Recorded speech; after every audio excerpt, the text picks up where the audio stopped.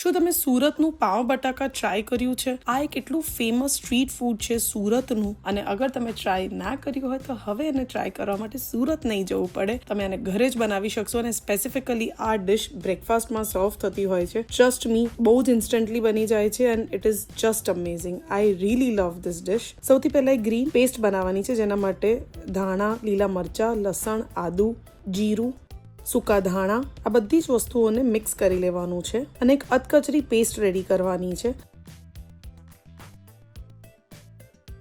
હવે એક કડાઈમાં તેલ લઈશું, એની અંદર રાઈ એડ કરીશું, જીરું, થોડા ક્રશ કરેલા આખા ધાણા, હિંગ, સૂકા લાલ મરચાં અને જે ગ્રીન પેસ્ટ બનાવી હતી એને એડ કરીને 5 મિનિટ માટે સાંતળીશું. પ્રોપરલી પેસ્ટ સંતળાઈ જાય પછી એની અંદર પાણી એડ કરીશું.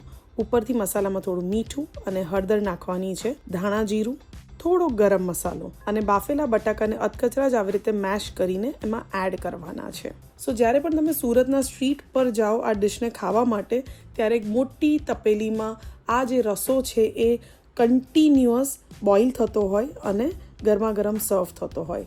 તો બસ હવે આની અંદર ખટાશ માટે લીંબુનો રસ અને ઘણું બધું લીલું લસણ, આને એકદમ સરસ ધીમા ગેસ પર ઉકળવા દેવાનું છે.